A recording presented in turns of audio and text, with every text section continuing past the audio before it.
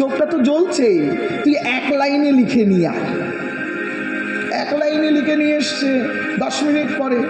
তখন বলছে এতগুলো অক্ষর পড়তে পারবো না, তুই এক অক্ষরে লিখে দে। বলে বাবা আপনার ইচ্ছাটা কি? বলে শোন, যতক্ষণ পর্যন্ত তুই জ্ঞানী হওয়ার অভিনয় করবি ততক্ষণ পর্যন্ত তোকে আমি অজ্ঞান আধার দূর করতে পারবো না। যতক্ষণ পর্যন্ত তুই ফুললি স্যালেন্ডার না করছিস, তুই কিছু জানিস না বলছিস, ততক্ষণ পর্যন্ত আমি তোকে উদ্ধার করব না। বলো রাধে রাধে। আত্মসমর্পণেই সর্বসিদ্ধি লাভ হয়, আত্মসমর্পণেই শাস্ত্রে ঈশ্বর প্রাপ্তি হয়। সমর্পণ যার কাছে নেই, যত যাই করুক ঈশ্বর তার কাছে থাকতে পারে না। ভগবানকে ভালোবাসি ভালোবাসি শুধু মুখে চুন ঘষি, আমরা কেউ ভগবানকে ভালোবাসি না। বাস্তবিক চেতনায় আমরা ভগবানকে যা দেই তার থেকে কিছু পাওয়ার আকাঙ্ক্ষা করি, কিন্তু ভগবান বড় দয়াময়, আমাদের জন্ম জন্মান্তর ইষ্টপ্রেমে নিষ্ঠা এনে দিচ্ছেন, বারবার আমাদের হরিবোল বলার সুযোগ করে দিচ্ছেন, কিন্তু আমাদের হৃদয়, আমাদের মন, আমাদের চাঞ্চলতা সেটা হতে দেয় না। এটা বড় দুঃখের বিষয়। পারিপার্শ্বিক অবস্থাটা বড় ভয়ঙ্কর হয়ে ওঠে যখন আমি আমার নিজের আমিটাকে জানতে পারি না। নারায়ণ রূপে ভগবান অবতীর্ণ হয়েছেন, তাকে দর্শন করে তার চারখানা হাত, গদা, চক্র, শঙ্খ, পদ্ম, তবু যেন তিনি বলছেন নমে প্রসন্তুষ্টানি হৃদয়শ্চ, আমার কোনো শান্তি নেই, আমার আনন্দ হচ্ছে না, বৈকুণ্ঠের অধিপতিশ্বর হয়ে বসে আছি, আমি সুখী নই। আপনি দেখুন, যদি পর্যায়গুলো ভালো করে অনুভব করেন তাহলে বুঝতে পারবেন ভগবান যতবার এসেছে একটার একটা ক্রাইসিস দেখতে পেয়েছে। ভগবান আসলেন বরাহর উদ্ধারণ করে, সেখানে ধর্মের ক্রাইসিস ছিল। ধর্ম কি, কি ধরব, কি ধরে রাখা যেতে পারে যা থাকবে? আমরা যদি বাড়িটা ধরে রাখি, ছেলেটা ধরে রাখি, মেয়েটা ধরে রাখি, এরা তো কেউ থাকবে না, একদিন না একদিন চলে যাবে। তাহলে আমরা কি ধরব? শ্রেয় ধ্যানশ্চ মনোবুদ্ধি প্রীতিশ্চ ভক্তি। যতক্ষণ ভক্তিকে আশ্রয় না করব, ভক্তিকে ধরে রাখার প্রয়াস করব, ততক্ষণ পর্যন্ত আমরা সত্যিকারের মানুষ হতে পারবো না। মানুষ হওয়ার জন্য দরকার একটা পূর্ণ ভক্তি। ভক্তির কোনো বয়স হয় না। শাস্ত্রে বলছেন ভক্তি জন্মতে নর্মদা নিয়মিশ্চ কারণে। ভক্তির জন্ম নিয়মে। আপনি নিয়ম পালন করুন, ভক্তি আপনার কাছে অটোমেটিক যাবে। আপনি বিরক্তির দ্বারা জীবনযাপন করছেন, ভক্তি আপনাকে কখনো কাজে লাগবে না। তাই পরমেশ্বর ভগবান শ্রীকৃষ্ণ রূপে যখন অবতীর্ণ হলেন, তিনি অবতীর্ণ হয়ে মা যশোদার কোলে উঠলেন না, পুতনা রাক্ষসীর কোলে উঠলেন। প্রশ্নটা ওঠে না, পুতনা রাক্ষসী এমন কি ফেভার করেছিলেন যে ভগবান তার কোলে উঠে গেলেন? মা যশোদা 11 বছর 56 দিনে কৃষ্ণকে কোলে নিতে পারছেন না, কিন্তু পুতনা রাক্ষসী এক মুহূর্তেই পেয়ে গেলেন? আসলে না, বিষয়টাকে একটু পিছন দিয়ে দেখতে হবে।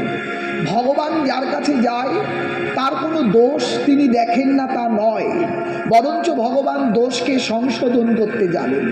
ভগবানের মধ্যে যে ভক শব্দটি আছে, সেই শব্দ আপনার ভিতরে ভুল ভ্রান্তিকে নাশ করে দেবে, আপনার হৃদয়ে প্রেমের প্রকাশ করে দেবে। ভগবানকে ডাকি, তবু আমার দুঃখ কেন দূর হয় না? আসলে দুঃখের বস্তাটা এত ভারী যে সহজে উপর দিয়ে উঠে চলে যায় না, ওটা ধীরে ধীরে ক্ষয় করতে হয়। দুঃখটা আপনারই দেওয়া, সুখটাও আপনারই দেওয়া। আপনি যা করেছেন সেটাই রিটার্ন পাবেন। ভগবানের নাম করলে ওটা কমে যাবে, এ বুদ্ধি আপনাকে যে দিয়েছে সেও ভুল, আপনিও ভুল। বরঞ্চ ভগবানের নাম করলে দুঃখটা সইতে আনন্দ লাগবে। ভগবানের নাম ছাড়া দুঃখটায় খালি দুঃখই লাগবে, আনন্দ পাওয়া যাবে না। সমদুঃখায়াম চিন্ততেব সময়ানন্দম হৃদয়ানি বৈতে সাধনা রাধা মাধবম। দুঃখের সময় যদি ভগবানকে ভালোবাসা যায়, সে ভালোবাসাটা পারফেক্ট হয়, পারফেকশন আছে। আপনি দেখুন, দ্রৌপদী ভগবান কৃষ্ণের কাছে সেবন্য ভাব নিয়েছেন। ভয়াদ ভজতে কংস দেখায় দর্শতে রাবণাৎ বিদ্বেষে জায়তি সর্বজাত। দেখুন, বিদ্বেষ করেছিল রাবণ, সে কিন্তু ভালো মরণ পেয়েছিল। ভাবতে পারেন রাবণের মতন একটা ক্যারেক্টার, সেই ক্যারেক্টার কিনা রামচন্দ্রের চরণ পেয়ে মারা যাচ্ছে। যিনি লম্পট, চরিত্রহীন, ব্যভিচার ভরা, তিনি পাচ্ছেন। আসলে কিন্তু ওনার মধ্যে শুধু চরিত্রহীনতা ছিল না, ওনার মধ্যে গুণও ছিল। আমরা সেই গুণটা কারো কাছ থেকে থেকে শুনিন রাবণ মানেই ভিলেন। না না, রাবণ ভিলেন নয়, আপনার মনের একটা আলাদা অংশ রাবণ। আপনার ভিতরেই কংস আছে, আপনার ভিতরেই রাবণ আছে। সেই রাবণ আর কংস যেদিন সমস্ত কিছু ছেড়ে ভগবানের দিকে মুখী হবেন, সেদিন তারা ভগবানের চরণ প্রাপ্ত হয়ে প্রেমানন্দে হরিসুত হতে পারবেন। আসলে এই বিষয় সম্বন্ধেই জানাটা বাকি রইল। জানেন তো, রামচন্দ্র ভগবানের স্ত্রী সীতাকে হরণ করে নিয়ে গেছিলেন রাবণ। রাবণ সীতাকে নিয়ে গেছিলেন কেন, এটা কেউ বলতে পারে না। অনেকে বলেন স্ত্রী সুখ ভোগ করার জন্য নিয়ে গেছে, না, এটা হতে পারে না। যে সীতা অগ্নি থেকে জন্ম নেয়, যে সীতাকে ছুলে পরে আকাশ লাল হয়ে যায়, সেই সীতাকে একজন পুরুষরূপী রাবণ কি নিয়ে যেতে পারে? সীতা যদি সেদিন না যায়, তাকে নিয়ে যাওয়া কারো পক্ষে সম্ভব? আদতে এটা একটা প্রলেপ দেওয়া কথা। আলেপ সত্যটাই হলো এই, সীতাকে আরাধনা করে নিয়ে গিয়েছিলেন রাবণ। আরাধনাশ্চৈব জায়তে যাত্রয়ং ভক্তি সপরম্পরা নদ্যে ও মায়া ইতি বৈষ্ণবজনা। যদি আমি বৈষ্ণবতা পালন করতে চাই, তাহলে আমাকে আরাধনা করতে হবে। রাবণ বৈষ্ণব হিসেবে শ্রেষ্ঠ ছিলেন। ত্রিসন্ধ্যা আন্নি করে ঈশ্বরকে প্রতিদিন ভালোবাসতেন, আর দিনে রাত্রে শুধু ভগবানকেই গালাগালি দিতেন, অন্য কাউকে দিতেন না। বলো রাধে রাধে। গালির মতন গালি দাও, ভগবানকে কাছে পাও। গালি যদি দিতে ক্ষমতা তাকে ভগবানকে দিয়ে দেখাও। ভগবানের তৈরি করা সংসারকে গালি দেওয়া বা দোষারোপ করে কোনো লাভ নেই। দোষারোপ তো করতে হবে তাকে, যাকে দোষারোপ করলে লাভ হবে। রাবণ সেই ব্যক্তিত্ব ছিলেন, সীতা ঠাকুরানীকে তপস্যা মণ্ডপ থেকে তুলে নিয়ে চলে গেলেন। তপস্যা তপবন থেকে নিয়ে যাওয়ার সময় সীতা একবারও রাম রাম বললেন না। সীতা একবারও বললেন না আমায় ছেড়ে দিন। সীতা একবারও অবজেকশন করলেন না। সীতার তো 10টা হাত ছিল, তিনি তো কাত্রায়ণী দুর্গা। তিনি পারতেন মুহূর্তের মধ্যে খড়গ নিয়ে রাবণকে টুকরো টুকরো করে দিতে, কিন্তু সীতা পারছে না। কেন জানেন? আরাধনাটা পাকা ছিল। আরাধ্য আরাধনা মানঞ্চ জায়তে ভক্তি পরম্পরা সেহ পরম সৌরাগ্য। যাকে আরাধনা করা হয়েছে সে কি পারে তাকে ছেড়ে দিতে? সন্তান স্নেহে রাবণ লইল তারে ধরে, সন্তান ভক্ত ধর্ম পালন করে শাস্ত্র বরে। আপনি রামায়ণে লেখা কথাটা পড়তে হবে, যদি কন্যা না হতো রাবণের গৃহে, রাম তারে বধ করতো কেমনে গিয়ে? আসলে ভগবানের কাছে যাওয়ার জন্য 3টে জিনিস খুব প্রয়োজন। প্রথম হলো বিশ্বাস, দ্বিতীয় হলো সম্বন্ধ, তৃতীয় হলো সমর্পণ। আপনার কাছে যদি বিশ্বাস না থাকে ভগবানের জন্য, তাহলে আপনার কোনো সম্বন্ধ হবে না। সম্বন্ধ না হলে ডেডিকেশন বা সমর্পণ আসবে না। That realisation to lord every time dedicated. যতক্ষণ আপনি সমর্পণ শিখবেন, তখনই আপনি ঈশ্বরকে কাছে পাবেন। সমর্পণটা কিভাবে করব? না, আমি রেল লাইনে গিয়ে মরবো, মাথাটা দেবো না গলাটা দেব, তাহলে আমি মরবো কি? মরতে গেলে অল বডি স্যালেন্ডার করতে হবে। ভগবানকে ভালোবাসতে গেলেও সম্পূর্ণ ভালোবাসতে হবে, কিন্তু আমরা তো কেউ সম্পূর্ণ বাসি না। আমরা তো গুরুকেও সম্পূর্ণ ভালোবাসি না। আমরা গুরুকে বলি তুমি চোখের গুরু, কানের গুরু না, কানের গুরু তুমি নাকের গুরু না। কত রকমভাবে আমরা ভজন করি, কিন্তু আমরা কেউ গুরুকে ভালোবাসি না। গুরু মানে যে কত বড় সত্তা, এটা আমাদের হৃদয় দেশে কাজ করছে না, কারণ আমাদের আরাধনা নেই। গুরুকে কেবলমাত্র সাবসিডিতে ব্যবহার করি। কোথাও কোথাও যখন সমস্যা হয়, তখন গুরুদেব তুমি ছাড়া আমার আর কেউ নেই, সমস্যা দিয়ে চলে গেছে বলে ফটোটাও বাঁধানোর দরকার নেই। বলো রাধে রাধে। তো জোরে বলো, নালে গায়ে লাগবে। একবার বলো জয় নিতাই। আমার কথাগুলো শুনতে খারাপ লাগবে, স্বভাবত আমার এটাই অভ্যাস, আমি হাল চড়িয়ে বেড়াই।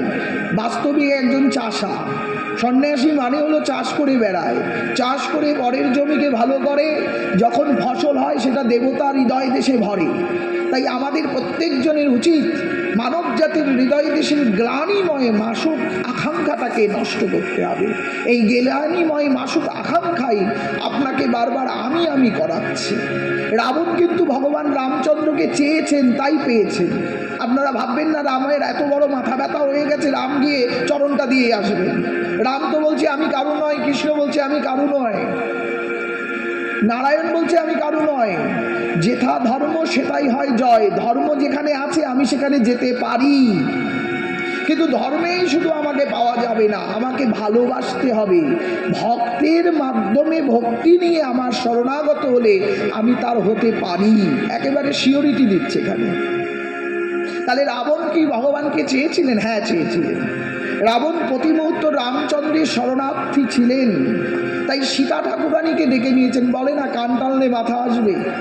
আল্লাদিনী শক্তি, দায়িনী শক্তিকে যদি ভজন করা হয় তাহলে শক্তিমান এমনিই চলে আসবে। শক্তিকে ভজন করলে শক্তিমান আসতে বাধ্য। এখন শক্তিকে ডেকে নিয়ে গেলেন, সীতাকে সঙ্গে করে নিয়ে গিয়ে রাখলেন অশোক বটিকায়। আচ্ছা, সীতা অশোক বটিকা থেকে পালিয়ে আসতে পারলো না? শুনেছি হনুমানজি গিয়ে তাকে দেখেছিলেন, তিনি কি সীতাকে উড়িয়ে নিয়ে আসতে পারলো না? আনলেন না কেন? আসলেন না কেন? আসলে রাবণ যতদিন রাম নাম করেছে সেগুলোকে যত্ন করে রেখে দিয়েছিল অশোক বটিকায়। অশোক মানে অধিক আকাঙ্ক্ষার বন। যেই অধিক আকাঙ্ক্ষার বনের এক একটা গাছ, এক একটা ফুল, এক একটা পাতা রাম রাম রাম বলছে, যা দেখে অবাক হয়ে গিয়েছিলেন সীতা। সীতা অবাক হয়ে বলেছিলেন, ওহে পুত্র, তুমি কি সাধন করেছো? তোমার এই বনে তো আমার চিরকাল থাকতে ইচ্ছে করছে। তোমার এই বনটা আমার এত ভালো লেগেছে যে বনের প্রত্যেকটা ফুল ফল সবাই রাম বলছে। এমনকি ওখানকার সাধারণ ময়ূর ময়ূরীরা তারাও রাধা কৃষ্ণ আনন্দন করছে, রাম পাওয়া যাচ্ছে, খুব ভালো লাগছে, আমি থাকবো। বলছে মা তুমি থাকবে, তোমার অসুবিধা হবে না? বলছে না, যদি রাম নাম দিয়ে আমায় ভরে দিতে পারো তাহলে ব্যক্তিরূপে রাম আমার আর দরকার নেই, রূপরূপী নামকেই আমি আশ্রয় করে প্রেমানন্দে হরিসুত হতে পারবো। তাহলে এখানে পরিষ্কার হয়ে গেল, ভগবানের থেকে ভগবানের নাম বলো, আর নামকে যিনি আশ্রয় করেন তার কাছে সব শক্তি গিয়ে পৌঁছবে। গুরুদেবের দেওয়া মন্ত্রকে যত জপ করবেন ততই ধীরে ধীরে গুরুদেবের মন্ত্র শক্তি একটা রূপ নেবে, শুষ্ক দেহ লাভ হবে। এই সূক্ষ্ম শুষ্ক দেহটি একসময় ঈশ্বরময় ব্রহ্ম হয়ে যাবে। মন্ত্র থেকে আপনাকে গুরুমন্ত্র খুব জপতে হবে, গুরুমন্ত্রের নিষ্ঠা খুব আনতে হবে। যত আনবেন তত তাড়াতাড়ি নিজের ভিতরে অশোক বন তৈরি হবে। যে অশোক, যেখানে কোনো শোক প্রবেশ করতে পারবে না, যেখানে কোনো দুঃখ প্রবেশ করবে না, শুধুই আনন্দ, পরমানন্দ, নিত্যানন্দময় হবেন। আনন্দের ধারায় যখন ভিজে যাবেন তখন দুঃখ থাকতে পারে না। দুঃখ তো তাকে বলে। প্রকৃত দুঃখ কি? প্রকৃত দুঃখ হলো আপনার জিহ্বা হরিনাম করতে চাইছেন না। প্রকৃত দুঃখ আপনার চোখ ভগবত দর্শন করে না। প্রকৃত দুঃখ হলো আপনার কান হরিনাম শোনে না, আপনার হাত কাউকে প্রণাম করে না, আপনার পা কোনো তীর্থের দিকে ধাবিত হয় না। এগুলো সব দুঃখের দশা। তাহলে দুঃখী কে নেই? এখানে তো অসংখ্য দুঃখী, সবাই তো দুঃখী। আমরা কেউ তো আমরা সুখী না। সুখী কে? বর্তমান জীবনে সেই সুখী যে ঈশ্বরকে প্রতিনিয়ত ডাকতে পারেন, সেই সুখী যার কাছে না চাইতেও হরিনাম কানের কাছে ভেসে আসে, সেই সুখী যেখানে যায় সেখানে সে প্রেমানন্দে হরিবোল বলতে পারে। তার থেকে বড় সুখী কেউ হতে পারে না। শরীরশ্চ মায়া জায়তে কায়া তারতে বিশ্বজনা। এই বিশ্ব প্রপঞ্চনাময় মায়ার সংসারে আপনার কাছে একটাই বস্তু সত্য, সেটা হলো আপনার মধ্যে প্রেম। প্রেমকে জাগাতে হবে। দেখুন, যেখানে অনুষ্ঠান শুরু হয় বলে না, নিতাই গৌর সীতানাথ প্রেমানন্দে হরি হরি বল। প্রেম আর আনন্দটাকে যদি না আনতে পারেন, নিতাই আর গৌর থাকবে না। নিতাই এখানে কোনো পুরুষ সত্তা নয়, গৌর এখানে কোনো অবতার সত্তা নয়। নিতাই মানে হলো আত্মা, গৌর মানে হলো চেতনা। চৈতন্যকে যদি আনন্দ দিতে চাও তাহলে প্রেমকে নিয়ে এসো, চৈতন্যময় আনন্দময় হয়ে ওঠো। কখনোই ভগবানের কাছে গিয়ে বলতে হবে না আমাকে বাড়ি দাও, ঘর দাও, ছেলে দাও, মেয়ে দাও, নাতি দাও, পুতি দাও, ছাতি দাও, একতলা, দোতলা, নিমতলা, কেওড়াতলা। ভগবানের কাছে গিয়ে বলতে হবে, যদি পারো তুমি তোমার রাতুল চরণ তলে ঠাই দাও, যেখানে ঠাই পেলে আর কিচ্ছু লাগবে না। পারো যদি মোরে রাখো তোমারও দরে, থাকিব অনেক যত্ন তরে, আর হারাই যাব না মানব মায়ার সংসারে। আমাকে আর জন্ম দিও না, এটা একটা রিকোয়েস্ট। আর আমাকে এই লোভের প্রলোভনে ফেলে দিও না, কারণ আমি তো প্রলোভিত হয়ে যাই। বারবার আমার স্বভাব ভুলে যাওয়া, আমি তোমাকেই ভুলে যাই, আর কিচ্ছু ভুলি না। বাস্তবিক আমি আমার খাওয়া পরা নাওয়া ধোয়া কিচ্ছু ভুলি না, শুধু তোমার নাম করাটা ভুলে যাই, আন্নিকের সময়টা ভুলে যাই, মন্ত্রটা ভুলে যাই, উচ্চারণ সত্তাটা ভুলে যাই, গুরু বৈষ্ণবের কৃপাটা ভুলে যাই। এই ভোলা অভ্যাসটা বদলে দাও মাধব। আমি যেন আমার ঠিকানাটা ভুলে যাই, এই যে কত বড় বিপদ তুমি জানো না প্রভু। একেবারে সাধ্য সাধন নির্ণয় করা কথাগুলো কিন্তু মনে রাখবেন। গুরুগৃহে এসেছেন, গুরুদেবের আশ্রমে এসেছেন, এখানে এসে আপনাদেরকে সবারই পায়ে ব্যথা, মায়েরা যারা উপরে বসেছেন সবার পায়ে ব্যথা, যার যার পায়ে ব্যথা শেষে উপরে বসুন, নালে নিচে বসাই ভালো। সমানে সমানে হয় রস আস্বাদন, অসমানে হয় অহংকার বর্ধন। আপনি যখনই মাটিতে বসবেন একটা ভালো মন তৈরি হবে, আপনি মাটিতে বসলে একটা এনার্জেটিক ঊর্জা প্রাপ্ত হবে।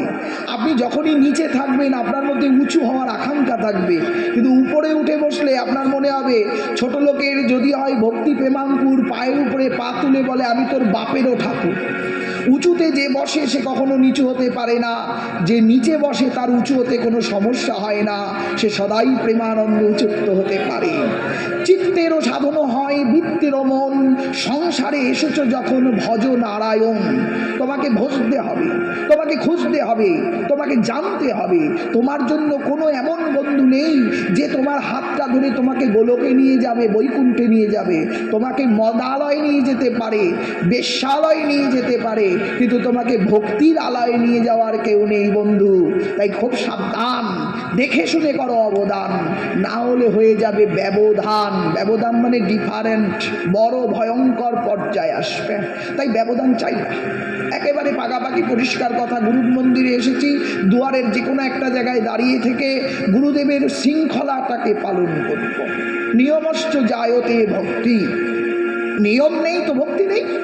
গুরুদেবকে মানি না। একজনকে রাস্তায় দেখা হলো, রাজধানীতে যাচ্ছিলাম, তো মহাশয় দেখছিলাম খুব পরিপাটি করা। তো জিজ্ঞাসা করলাম যে আপনার কি দীক্ষা হয়েছে, আপনি কি দীক্ষা নিয়েছেন? বলে হ্যাঁ হ্যাঁ দীক্ষা হয়ে গেছে।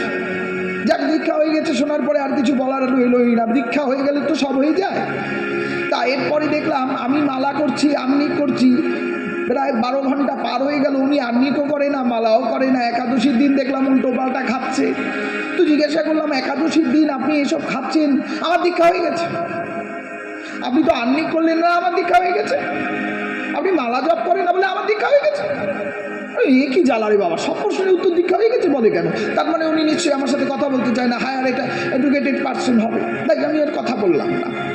কিছুক্ষণ পরে উনি আমায় এসে জিজ্ঞাসা করছে আপনার কি জব করা শেষ হয়েছে? বলে আমারও দীক্ষা হয়ে গেছে।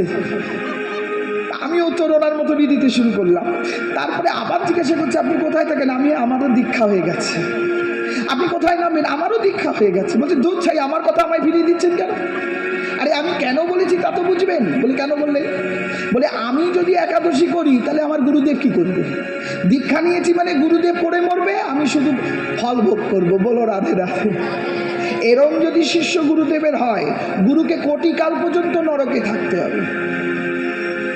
শিষ্য যদি গুরুকে ভালোবাসে, তার প্রথম কর্তব্য গুরুদেবের জন্য আকণ্ঠ হরিনাম জপ করা, গুরুদেবের জন্য নিজের বিহেভিয়ার চেঞ্জ করা, নিজের ক্যারেক্টার চেঞ্জ করা, নিজের মানসিকতার পরিবর্তন আনা। যার দীক্ষা হয়েছে তাকে দেখলে বোঝা যাবে তার দেহের মধ্যে একটা জ্যোতি ফুটবে। সেই জ্যোতিটা কোনো সিম্পল গ্ল্যামারিটির জ্যোতি নয়, ভক্তির জ্যোতি। তুমি যদি ভক্তি রসে প্রতিদিন ভিজতে থাকো না, তোমাকে সব থেকে বেশি সুন্দর দেখতে লাগবে। তোমাকে কেউ বৃদ্ধ বানাতে পারবে না, বদ্ধ বানাতে পারবে না, বদ্ধি বানাতে পারবে না। তোমাকে শুধু ঔষধ রূপে ব্যবহার করা যাবে। বলো রাধে রাধে। ভজন করে দেখুন, ভজন সর্বদা আপনাকে আনন্দ দেবে। ভজায়াদ ভজমাং যাশয় যশবন্ত ক্রিয়ায়াশ্চৈব মানব জীবন। জীবনটা খুব দুর্লভ। রাবণ দেখুন কি সুন্দর বলছেন, মা সীতা তুমি এখানে থাকবে, তাহলে তুমি এখানে থাকলে আমি রামকে এখানে নিয়ে আসবো। মা তুমি থাকলে আমি রামকে আনতে পারবো, আমার এই তপভূমিটা দেখাতে পারবো, আমিও কম নই মা। রামকে বলছেন, তিনি বলছেন ঠিক আছে যাও, আমি রাম আনার জন্য ব্যবস্থা করে দেব। হনুমান এসছেন, তাকে আংটিটা দিয়ে বলে কানে কানে বলে দিলেন যে একটা শিবের সাধনা করুক, বৈষ্ণবের সাধনা করুক, বৈষ্ণব উপাসনা হলে পরে নিশ্চিত সীতাকে ফিরিয়ে পাওয়া যাবে। এবার যাই হোক, আমাদের রাবণের এক ভাই ছিল, কাকাতো পিস্তত ভাই, তা তার নাম ছিল জাম্বুবান। জাম্বুবান যখন রামচন্দ্র ভগবান তপবনে এসেছেন, তিনি ধ্যানে দেখতে পেয়েছিলেন সবথেকে শক্তিশালী রাম। আর জাম্বুবানের দেহ খুব শক্তি ছিল, নাগাতারে 10,000 বছর যুদ্ধ করলেও তার হাত ব্যথা হবে না। তাই তিনি মনে মনে ভাবছেন একটা ভালো লোকের সাথে শক্তি দেখাতে হবে, দুর্বলের কাছে শক্তি দেখাতে নেই, শক্তির প্রদর্শন করতে হয় বলবানের কাছে। তাই জাম্বুবান রামচন্দ্রের সাথে যুদ্ধ করবে মনস্তব করে গেছে, কিন্তু যুদ্ধ করতে গেলে তো একটু গালিগালাজ করতে হয়, একটু বিদ্বেষ করতে হয়, কিন্তু ইনি করেছেন ষষ্ঠাঙ্গে দণ্ডবত। দণ্ডবত দেখে